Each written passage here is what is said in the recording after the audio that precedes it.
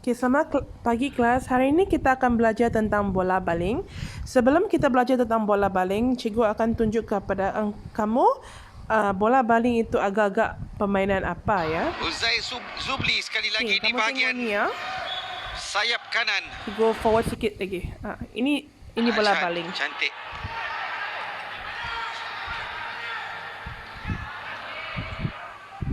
Itu gol Malaysia. Baling bola itu. Tidak henti. Ini bola baling ya. Set yang berjaya dilakukan. Gol terbuka okay. luas dan peluang diambil. Tengok lagi sikit. Uzai Zubli sekali lagi ini.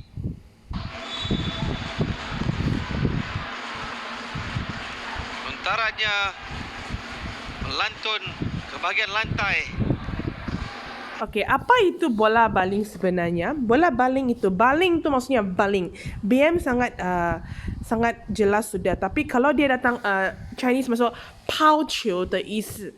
Okay, so bola baling ada 4 paling basic punya movement. Satu ialah menghantar dan menerima. Kamu buang kepada kawan-kawan, kamu akan terima. Yang kedua ialah mengelecek. Mengelecek maksudnya kamu cuba untuk hadang. Sama macam basketball, macam bola keranjang, tapi ini kamu pegang itu, kamu punya tangan itu sebelah sisi. Yang ketiga ialah mengadang. Mengadang ialah tangan kamu untuk try untuk halang dia supaya dia tidak dapat gol. Tangan kamu mengarah ke atas. Yang terakhir ialah menjaring. Maksudnya kamu gol. Menjaring ialah kamu gol. Okay, ini pengenalan yang paling basic ya. Okay, cikgu kasih kamu tunjuk satu video lagi. Okay, ini adalah sangat basic. Cikgu tunjuk kamu sebelum kita masuk ke dalam yang itu. Okay. Kita perlukan tempat Jadi di sini cikgu akan terangkan tentang perkara-perkara asas yang perlu awak tahu dalam permainan bola baling. Baiklah murid-murid, untuk bermain bola baling, kita perlukan tempat permainan. Jadi tempatnya ialah di padang atau gelanggang terbuka atau tertutup. Okey, jadi kalau gelanggang terbuka tu maksudnya tidak ada bumbung. Kalau gelanggang tertutup tu maksudnya main di dalam kawasan bertutup yang berbumbung ataupun di dalam bangunan lah. Okey, seterusnya di sini awak boleh lihat ini ialah rupa bentuk gelanggang bola baling. Okey, ada 2 tiang gol. Seterusnya awak boleh lihat di sini ialah kawasan bangku simpanan. Okey, jadi di sini kalau pemain dia akan berada dalam gelanggang dan pemain simpanan pula akan berada di bangku simpanan. Okey, seterusnya awak boleh lihat garisan ni. Garisan ni ialah garisan di mana penjaga gol menjaga gol di dalam kawasan ni lah. Jadi dalam kawasan ni kita panggil kawasan D. Pemain tidak dibenarkan untuk berada di dalam kawasan ni. Jadi kedua-dua tempat ada garisan D. Pemain tidak dibenarkan masuk kecuali penjaga gol sahaja. Kalau pemain termasuk ke dalam kawasan ni, maka bola yang dibawa oleh pasukan tersebut akan dapat ke pihak lawan. Okey. Seterusnya, garisan yang ni, ini kita panggil garisan putus-putus ni. Okay, garisan ni ialah garisan untuk balingan percuma. Dan seterusnya, garisan yang pendek ni, ini kita panggil garisan untuk membuat balingan penalti. Okay. Jadi yang penting awak kena ingat, yang paling penting kalau awak tak boleh ingat garisan lain, yang paling penting awak ingat dulu garisan D. Okey, garisan ni untuk penjaga gol sahaja. Okey, boleh faham? Kita teruskan lagi. Seterusnya ialah peralatan yang diperlukan dalam permainan bola baling. Jadi pertama ialah sebiji bola bersaiz 1 bagi pemain berumur 8 hingga 12 tahun. Jadi macam awak pemain sekolah rendah, saiz bola ialah 1. Seterusnya tempat yang dilengkapi dengan tiang gol.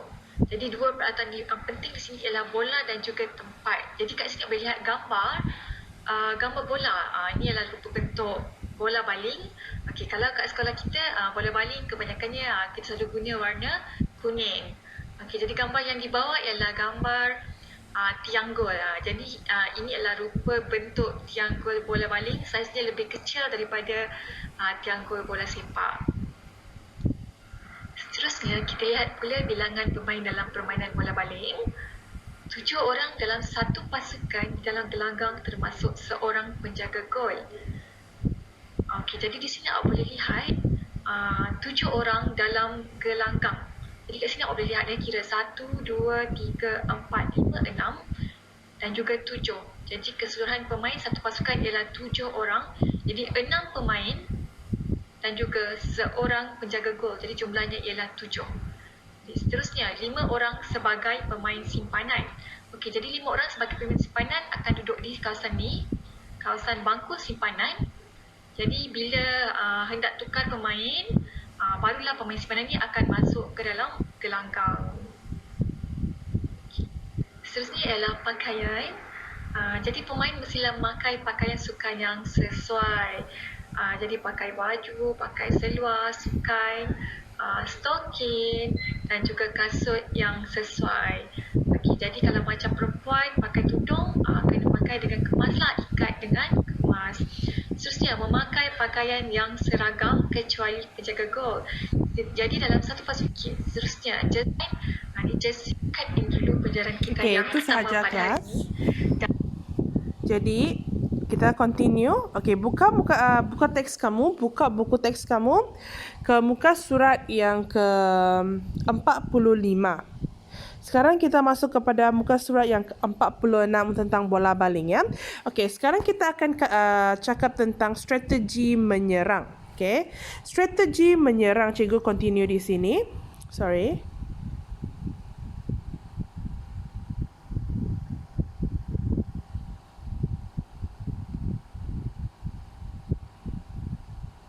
Okey, ini dia. Strategi menyerang. Okey, apa maksud strategi menyerang apabila kamu cuba untuk pergi gol? Okey, lepas tu kita ada beberapa strategi menyerang secara individu. Okey, yang paling penting yang kita perlu belajar dalam bola baling adalah kemahiran untuk pegang bola itu, kawalan dan penguasaan bola, ball possession. Okey, kamu akan buang. Siapa yang ada bola itu, dia itu adalah proses ball possession. Okey. Lepas itu kita perlu ada taktik dan strategi. Dia cakap ketika perlu membuat serangan, perlu bekerjasama dan membuat pergerakan taktikal. Maksudnya kamu perlu rancang apa yang kamu perlu, macam mana kamu ingin main. Apabila serangan kamu memerlukan kombinasi pemain yang bergerak pantas, hantaran yang tepat kepada sasaran dan posisi yang betul, kita boleh menang. Okey, terdapat dua jenis strategi menyerang. Yang sekarang kita akan masuk ialah secara individu. Individu bermaksud kamu sendiri yang menyerang. Okey, mari kita tengok ada 4 posisi. Yang pertama, ini adalah paling asas. Semua orang perlu belajar ini. Ini adalah strategi posisi. Okey, maksudnya strategi posisi ialah seorang penyerang perlu bijak. Dia berdiri di tempat yang tidak dikawal oleh pihak lawan. Okey, kalau kamu tengok tiada orang guard kamu di situlah. Itulah maksudnya serangan posisi. Seterusnya, kamu menyusun gerakan taktikal serangan. Pemain perlu berupaya memecahkan benteng pertahanan daripada gerakan yang akan dilakukan. Seterusnya, serangan melalui gerakan. Maksudnya yang posisi itu kamu berdiri sahaja di situ, di tempat yang tiada orang guard. Tetapi seterusnya serangan melalui gerakan. Maksudnya kamu bergerak. Okey, masa kamu passing bola itu kamu bergerak. Okey, mari kita tengok. Seorang penyerang perlu bergerak dengan pantas dan tangkas. Pantas dan tangkas, okey. Pantas dan tangkas dalam melakukan gerakan serangan mengikut taktikal pasukan. Okey, dia perlu sangat cepat, maksud bergerak, passing ya. Pergerakan ini mudah dan boleh mengelurukan pertahanan. Kerana mungkin kamu passing kepada orang ini, tiba-tiba kamu passing kepada orang lain. Okey, jadi ini asyik bergerak, okey, cuan lai cuan shi. Okey, passing, okey. Dan mampu memecahkan benteng untuk melakukan percubaan ke arah gol pihak lawan. Okay, ini kalau kamu sangat cepat, ini adalah sangat bagus. Serangan melalui gerakan. Yang ketiga, serangan ke dalam zon serangan.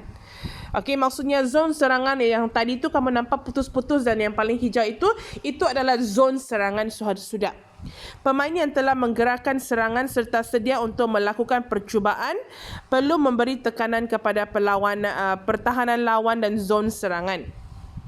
Maksudnya ini sangat dekat dengan gol sudah.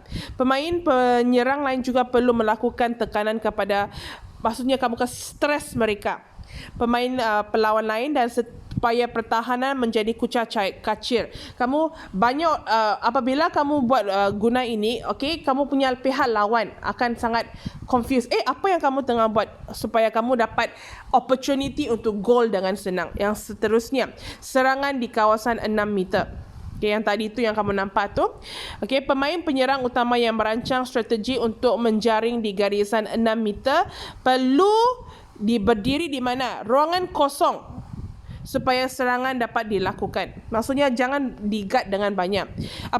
Apabila pemain penyerang menerima bola di garisan 6 meter, penyerang boleh membuat pusingan atas kaki bukan dominan untuk melakukan percubaan dan melakukan gerakan 3 langkah. Okay, melepasi pertahanan yang mengadangnya bagi melakukan percubaan ke gol pihak pasukan lawan. Okay, yang seterusnya adalah strategi menyerang secara berkumpulan. Tadi itu adalah individu, sekarang ialah secara berkumpulan. Okay, serangan hantaran berpasangan. Okay, pergerakan ini dilakukan dari bawah secara yang tadi tu itu pasing-pasing tu biasa dari atas, tapi kalau yang dari secara berpasangan kamu buang melalui dari bawah. Okey, hantaran pendek dan tepat kepada pasangan dan mempercepatkan serangan. Ini lebih confusing kepada pihak lawan, ya. Dia boleh buat pihak lawan lebih keliru. Hantaran yang pantas akan mengelirukan pihak lawan dan memudahkan jaringan dilakukan. Seterusnya, serangan hantaran selari.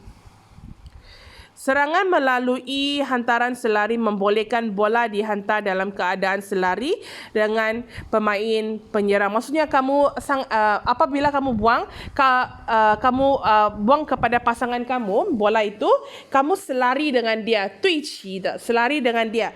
Okey, dalam kedudukan selari, orang pemain saling bertukar. Asyik buang, saya buang kepada kamu, kamu buang kepada saya. Okey, dengan ini sesuai untuk situasi 3 lawan 2 atau 5 lawan 4. Yang seterusnya, strategi hantaran silang. Strategi ini akan mengelirukan pihak lawan dan memberi ruang yang baik untuk melakukan percubaan ke arah gol. Okey, penyerang akan bergerak secara silang. Tahu silang? Jiaoca. Sama ada dengan bola atau tanpa bola. Penghantaran perlu dekat, pendek dan laju, baru efektif, ya. Dan pemain akan menyerang dan mempunyai peluang apabila gerakan silangnya sukar dibaca dan percubaan ke arah gol boleh menghasilkan jaringan. Okey, ini ialah formasi 3-3. Kalau kamu tengok ini, cikgu kasih besar sikit. Ini ialah garisan 6 meter. Ini garisan 9 meter. Tadi yang kita ada sebut tu. Okey, penjaga gol biasa di sini. Okey, GK. Sayap kiri, sayap kanan. Okey, sayap kiri, sayap kanan. Apabila orang mau serang, kalau orang semua di sini, maksudnya dia tengah menyerang gol, tengah bola di sini sudah. Okey. Lepas tu pemain tengah di sini, center. Hampir sama dengan bola jaring juga, ada GK semua tu. Okey, pertahanan kiri, pertahanan kanan. Kalau ini ialah kalau pertahanan kiri dan kanan, maksudnya di sini, kerana bola di sini sudah. Ini sayap kiri dan sayap kanan. Okey, dan pertahanan tengah dan pertahanan lingkungan. Okey, mari kita tengok macam mana kita serang dalam formasi 3-3. Formasi 3-3 merupakan formasi yang seimbang. Maksudnya ada 3 orang dengan lawan 3 orang. 3 orang bertindak sebagai penyerang, manakala 3 orang lagi dia membantu untuk menggerakkan serangan. Maksudnya 3 orang untuk penyerang, 3 orang lagi bantu mereka. 3 orang permainan serangan terdiri daripada sayap kanan, sayap kiri dan center. Pemain tengah. Permainan pertahanan terdiri daripada pertahanan kiri, pertahanan kanan, pertahanan tengah. Akan membantu, okey? Orang yang akan membuat serangan. Formasi ini membuka lebih banyak ruang dalam kawasan 9 meter dan memudahkan pergerakan untuk menyerang. Okey, apabila kamu guna formasi 3-3, lebih senang untuk ada lebih banyak ruang untuk memudahkan pergerakan untuk menyerang. Pemain penyerang boleh boleh bertukar tempat untuk mengelirukan lawan.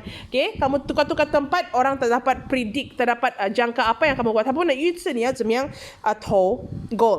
Serangan juga boleh dilakukan oleh pemain pertahanan dengan melakukan larian 6 langkah untuk mendapatkan jaringan. Okey, dilakukan oleh pemain pertahanan dengan melakukan larian 6 langkah untuk mendapatkan jaringan. Okey,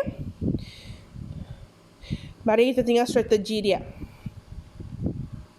Serangan digerakkan dari bahagian pertahanan, bola dihantar menggunakan hantaran pendek dan diselang-seli. Okey, diselang-seli ya. Lepas tu pemain penyerang akan berada di kawasan 9 meter di sini bagi mengucang-ngacirkan. Lepas tu hantaran yang dilakukan akan menarik pemain pertahanan lawan keluar dari kawasan 9 meter. Seterusnya, muka surat yang seterusnya. Okey, masih dalam formasi 3-3, pemain akan bergerak pentas. Okey, formasi 3-3 tengok di sini. Dia akan tung. Tiga orang sangat clear apa 3-3 kan? Jadi 3 orang akan menyerang, 3 orang akan itu adalah untuk membantu. Jadi mereka sangat pasti apa yang mereka perlu buat. Dengan itu strategi itu sangat clear apa yang kamu perlu buat dan kamu dapat goal dengan cepat. Okay, adalah sangat penting untuk kamu tidak memberitahu strategi yang kamu akan guna supaya pihak lawan tidak tahu apa yang kamu akan lakukan. Ini saya rasa semua faham. Pemain akan bergerak pantas, mengelecek dan melakukan umpanan kepada, okey, dia mau kasih kacau, kasih confuse kepada sayap kanan, sayap kiri dan pemain tengah. Percubaan ke arah gol dapat dilakukan apabila pemain mempunyai ruang dan peluang. Apabila dia tengok lebih clear sudah, dia akan gol. Okey. Jika pemain penyerang dikawal dengan rapi, maka bola perlu dimainkan terlebih dahulu di luar kawasan. Kalau di sini, dia di sini, ini 9 meter, ini 6 meter. Betul ke tidak? Lepas tu tiba-tiba banyak orang di sini. Jadi dia akan buang bola keluar sikit lagi supaya dapat confuse dan supaya pihak lawan akan keluar daripada kawasan 6 dan 9 meter. Okey?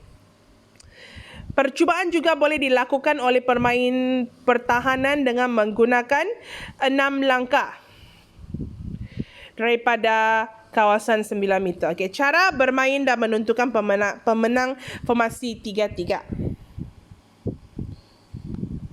Murid dibahagikan kepada 2 kumpulan bertuju. Kedua-dua kumpulan menggunakan formasi serangan yang telah dipelajari. Kumpulan A memulakan permainan dengan melakukan serangan, manakala kumpulan B pula bersedia untuk bertahan. Kedua-dua kumpulan menggunakan semua kemahiran asas ketika menyerang dan membuat keputusan untuk menjaring jika berpeluang. Setiap kumpulan bebas untuk melakukan strategi serangan yang difikirkan sesuai. Gunakan kreativiti kumpulan anda dalam mencapai kemenangan. Kedua-dua kumpulan bermain dalam situasi sebenar dan mengaplikasikan peraturan dan undang-undang permainan bola baling. Kumpulan yang mendapat jaringan yang tertinggi obviously kan akan dalam masa yang ditetapkan dikira sebagai pemenang. Dan kekuatan dan kelemahan 3-3. Kekuatannya ialah kamu dapat serangan dan pertahanan yang sama. Maksudnya semua ada cukup orang untuk satu bantu, satu serang. Jika berlaku serangan balasan, pertahanan dapat mengawal serangan tersebut. Mereka tahu apa yang mereka perlu buat. Tahu siapa yang serang, tahu siapa yang bantu. Formasi ini sesuai digunakan jika pihak lawan mempunyai bahagian serangan yang kuat. Okey. Kelemahan sukar untuk menjaringkan gol kerana serangan hanya boleh digunakan oleh 3 orang itu. Yang 3 orang serang itu, yang 3 orang yang bantu untuk mengawal itu tidak boleh gol. Biasanya begitu. Okey. Dan hantaran jauh akan menyebabkan bola mudah untuk dihalang. Pihak lawan mudah membaca strategi serangan. Mereka akan tahu, ni 3 orang serang, 3 orang. Biasa sangat senang tahu sudah. Okey. Jadi kelas untuk membuktikan kamu ada ikut kelas cikgu sudah jelaskan bola baling dari yang basic kepada formasi 3.3. Seterusnya untuk cikgu ambil kehadiran kamu perlu jawab soalan di Google Form sebelum jam 5. Ikut arahan cikgu di dalam WhatsApp nanti dan kamu akan kalau kamu jawab sebelum jam 5 petang, cikgu akan anggap kamu datang. Selepas itu, cikgu tidak pedulikan sudah. Itu sahaja untuk kelas hari ini. Cikgu jumpa kamu di hari Jumaat ke Khamis, cikgu tak pasti. Jumpa lagi kemudian. Terima kasih.